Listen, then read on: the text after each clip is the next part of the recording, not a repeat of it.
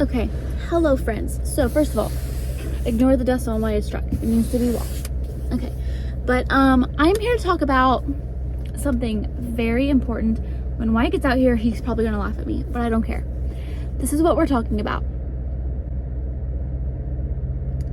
It Starts With Us by Colleen Hoover. So we are actually going to begin. I have notes. I took notes, okay? This is more so going to be a read with me vlog, but I read the first half and then came up with this idea to do this. So you're gonna read the last half with me, but I'm gonna talk about the first half. And there will be spoilers. So if you don't want to read or listen to spoilers, then stop the video here. It'll also be in the title of this with spoilers, just because I just have to talk about what's going on. So go back to It Ends With Us. An unpopular opinion of mine is that I'm Team Atlas.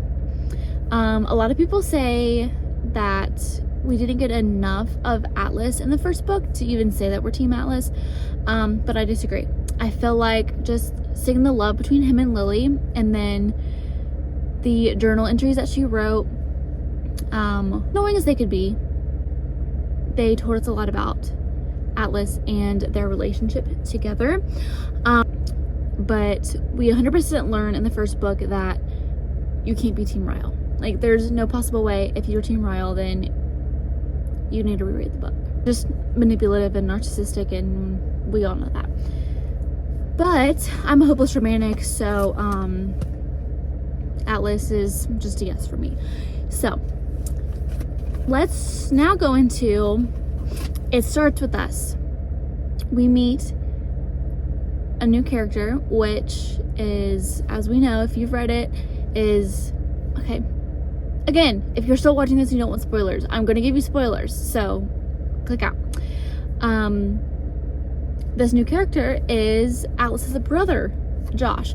I don't know how I feel about the storyline yet, because I'm only on page like 170 something, so we're just gonna ride this one out. But I did like how he poked fun at the Dory joke, the just keep swimming one, just because Colleen was getting so much crap for being cheesy and cringy. I just thought it was funny. No secret that Alyssa cheated on Marshall when she was 19 and in college, which also don't know how I feel about that. But I also don't like how Ryle still makes like little passes at Lily, like they're gonna get back together, or like he's just trying to manipulate her, and I don't like that. But I also hate how Lily feels like she has to be considerate of Ryle's feelings in all of this, like in getting back together with Alice, that she has to be worried about his reactions. That makes me so mad. But I also, even though Ryle is Alyssa's brother, she doesn't care. Like, she tells him how it is. And like in the last book, how she said, as your sister-in-law, I want you to give my brother another chance, whatever, but as your best friend, I should say, I'll never talk to you again. No problem. Let me know if you got any more problems, though. Just call me. Alright. Love you, Gum. Wyatt's joining my vlog. Oh, the freaking show. I'm talking about my book. I'm the star of the show. You wrote notes? Yeah.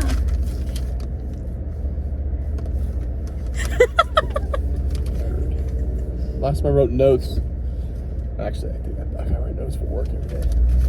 It's on the breadwinner, the way it's supposed to be. Yeah, you're right. The Bible says it. Okay. No, but you should So, make more money than me. That'd be awesome. yeah, no, that's not how the Bible works.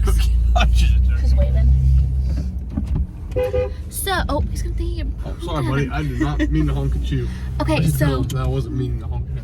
going on with my notes. Sorry, man. I wasn't honking at you. I was honking at my grandma. My bad. But anyways, That boy was feeling it. He was. notes. Wyatt thinks I'm a nerd. You wrote notes on a book that's not even assigned to you. So yeah, I can't read 2 pages without falling asleep. So we have to find a book that you want to read, and that won't happen. I do like the book. I like the book. But I was saying I'm that dyslexic. you're not dyslexic. I also like how Alyssa treats Atlas in this, even though she she's Raul's brother. Why are you laughing at me? If you read this book, you would understand. You're right. If I read this book. If I read it. I feel like there's a... I'm just joking. I love that you found something you love to do. I love to golf. You love to read. Win-win. Because I watched this girl on YouTube. Her name's Haley Pham. I watched her before she was... I'm talking to you, Wyatt, not the camera. Before she started like doing book stuff. And she's made her first video in front of her husband. They're our age. Or he's a little bit bigger than you. And she's like, I've never done one of these in front of my husband before. Anyways, because she only cares how Lily is treated because she knows that her brother was beaten on her. Oh, this is the second book to the first book that I read in like 6 hours. See, that's your problem. You can't tell. Like, you can't explain anything without having to go into elaborate detail about something that really doesn't even matter. You just need to... Who, me? Yes. It does matter. Or a story. Instead of a short, simple story, you go string it way out. But my favorite line in the book so far is when Lily says, but not as emasculating as beating your wife should feel. But that was on page 170, chapter 18. So the rest is to be read, literally. Here's my notes.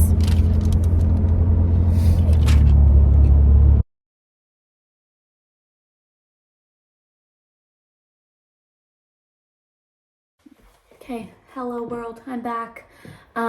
We have the strangest blinds in our house. All you have to do is lift them. So the last clip you saw of me was reading my book at work during my lunch break. I just got home. So we are going to discuss this last half of the book before I head out to my brother's football game. It starts at 7 and it's 6:04, but Wyatt's not home yet. He's stuck in traffic. So this is what we're going to do with the time that we have left. So for the last half of the book, I actually tabbed the book. Oh, this is my cute little bookmark my mom and dad got me. Oh, if it'll focus on, it says I'll stop after this page book or chapter of the book. I just think it's super cute. It's one of the magnetic ones. I'm going to start making those, I think. So, my tabbing system for this book, I'm going to get different color tabs. This is all I had with me. I'm going to get like pretty pastel-y ones. And there's someone walking by, so that makes me nervous. By the way, we're not fully moved in to our house just yet. So, like these little things, that's just my lunchbox and from today and my flowers. But like this kind of stuff is not all unpacked yet. But for this book, I did my quotes that I love are like this blue arrow. And then I did things that made me angry, things that I loved, if there's a little bit of spice, and then this ended up being just like whatever made me laugh in the book. So the last thing that I filmed was me talking about the quote on page 170 that I love. So I actually went back and put a tab there because I really like Lily's voice here. I just like how she was so upfront about it, and to Alyssa specifically. I know they're best friends, and Alyssa normally sides with Lily, but I still think it takes some courage to do that when your ex-husband or when your best friend is your ex-husband sister as well, especially when they have such a good relationship as well. But that was page 170, and then I honestly didn't start tabbing until 184, only because I just like thought of it on this page. So here on this page was, well, on 183 is when Lily starts telling Atlas about the first time Ryle hit her, and then all the times that he hit her and why, and like what caused it. And then just about how like Atlas got her through it because it reeled her back in and it reminded her that it wasn't anything she did, that she did not deserve to be abused. So I tabbed this page, which is page 185, because it's when he finally kisses her for the first time, and how she just feels so happy that they have each other again. Like, it makes her want to cry. And then the blue tab, something that made me laugh. Theo makes me laugh a lot in this book, because he mocks Atlas a lot for using the Finding Nemo metaphor for a lot of things, which I thought it was clever of Colleen to write this in, because she was teased a lot for some of like her cheesy lines. And then I go on to, I think it was the first spicy scene. So I feel like a lot of Colleen Hoover's books, which all of them do have some sort of spice in them at some point. Some of them are a little too overbearing. A little spice here and there doesn't really bother me, but if it's like making up the whole book, I want a love story. That's what I want to read. Dolly's being really quiet. Yeah, but if it's too much spice, it's like not even bearable to read. Like, I want to read about a love life, or a love story. So that was page 194. And then it kind of slows down on 195, and then it picks back up on 196 a little bit. But I only tabbed 4 spicy scenes in here, because I feel like it's good for a Colleen Hoover book. Okay, and then I flipped to a scene that I love again. I think their whole interaction here is what I loved. Just how they're so open with one another, and they just communicate really well, and they're not afraid to tell each other how they feel. Which again, kind of the bare minimum, but it's still sweet. And then something that made me angry. So we're getting to that. So this was after this was after Atlas was over at Lily's house, about the whole spicy scene and then all that kind of stuff. Ryle walks in the next day, like he's called Lily so many times, and then she won't answer because she's sleeping. And Emerson was at Lily's mom's house staying the night, and I guess Ryle tries to call her, and then she doesn't answer. He's like normally awake by then after he busts in the door, and then like tries to question her on like why her clothes are in the living room, and like whose wine glass this was. Did someone stay here last night? That kind of thing. And she just says, we're divorced, Ryle. You can't ask me questions like that. Maybe that was wrong to say, because Ryle immediately responds by taking 2 quick steps towards me. I can ask you if someone spent the night in the home that my daughter lives in. He's just very manipulative and controlling, and I don't like Ryle at all. And he leaves the apartment, and then comes back in and like pushes her against the door and like starts choking her. I'm like, you freaking psychopath. It makes me so mad. And this is where he's like, I don't know, would it be gaslighting? I don't even know what that term means. It says, you won't leave her with me overnight, but you'll drop her off somewhere else when you want to get. He laughs. Great parenting, Lily. What a jerk. He's an idiot. He really is an idiot, and he makes me so mad. But then the next angry tab is when he does the action of pushing her against the door and choking her. So after all that happens, Lily gets so spooked, she ends up going to Atlas's house because she is afraid that Ryle's going to show up and pick Emerson up from his mom's house. So she tells her mom to meet her at the park. She meets her there. They go off, and then she goes to Atlas's house because Ryle does not know where he lives. And she feels safer there. And this is really the first time that Atlas meets Emerson. So it's very, very special. So that's why I loved it, because I love the interaction he has with her here.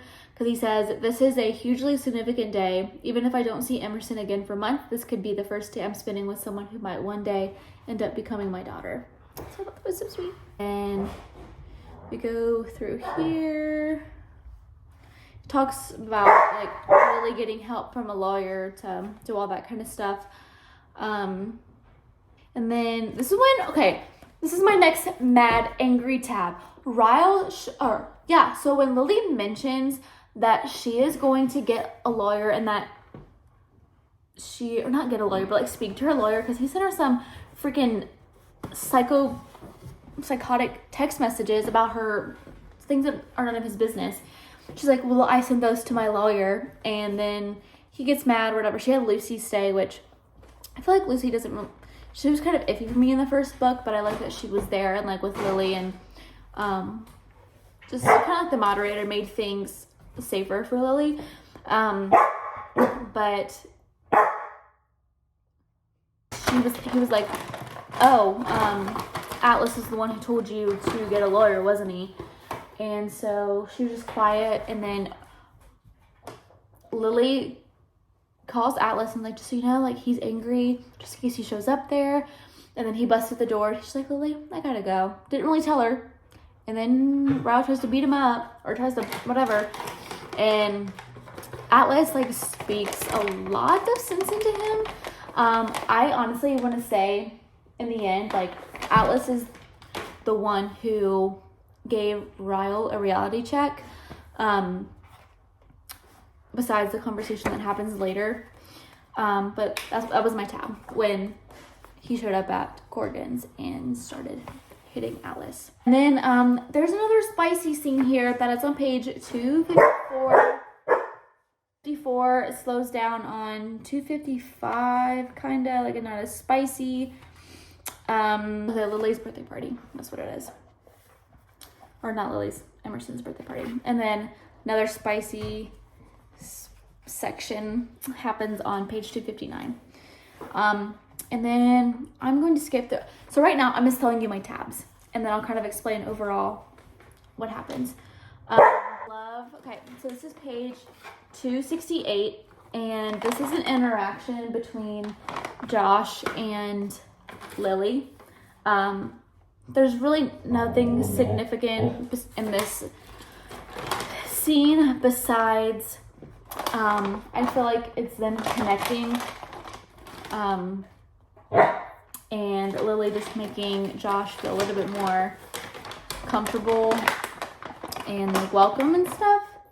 But then my next heart is when Atlas and Josh kind of like go on a search for Josh's dad, and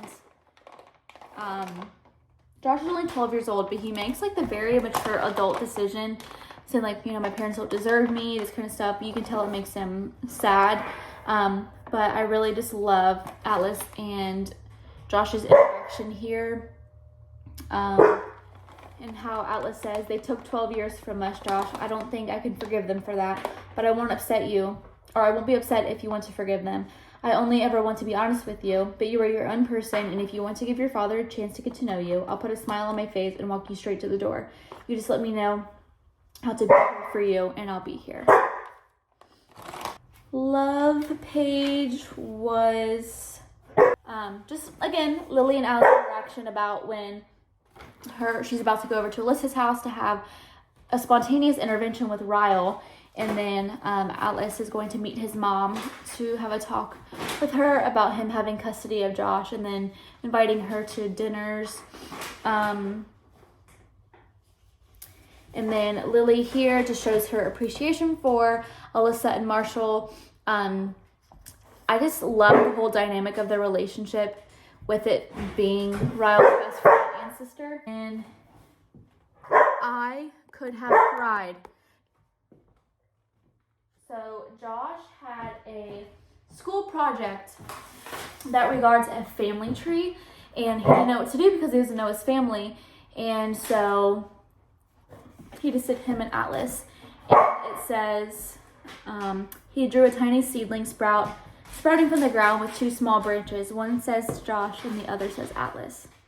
And the most significant thing,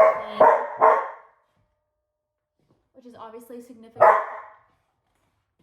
because it's the title of the book,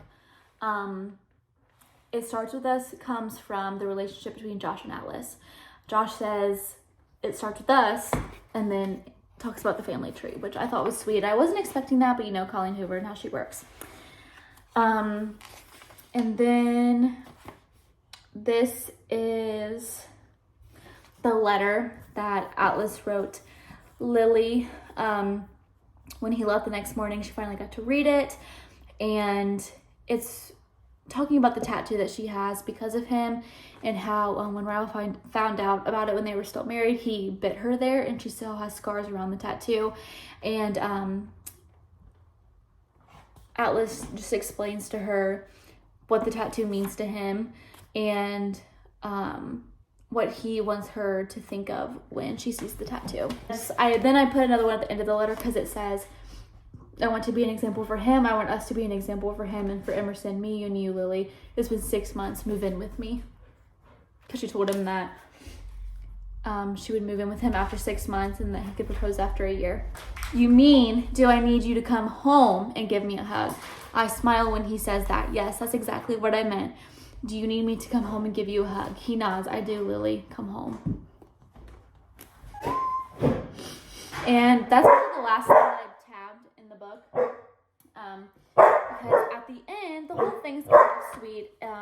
Because they end up getting married. So, I rated this book a 4 stars. I watched Destiny Sidwell here on YouTube, and she gave it a 2.5 stars. She's probably my favorite booktuber, her and Haley Pham. But a book does different things for different people. Like, you do not have to like a book because someone else does or because it's hyped up. I genuinely really enjoyed this book. I gave it a 4 stars. I love Colleen Hoover's writing. It's super easy. It is very quick read. She makes you not want to put a book down. She's very good at that. So they're always very quick reads for me. But I actually really enjoyed this. At first, I really didn't understand the plot of bringing Josh into this and saying that Atlas had a brother. It didn't do much for me at first, but then in the end, I kind of liked the whole dynamic about how Lily brought somebody in from her past, which was Emerson, and then Atlas brought somebody from his, even though he didn't know him for 12 years. But how that dynamic kind of played out for all of them together as a family. But I am glad how Colleen wrote Ryle in this book, how he didn't show up very often, but he was still significant because he was still significant in Lily and Atlas's life.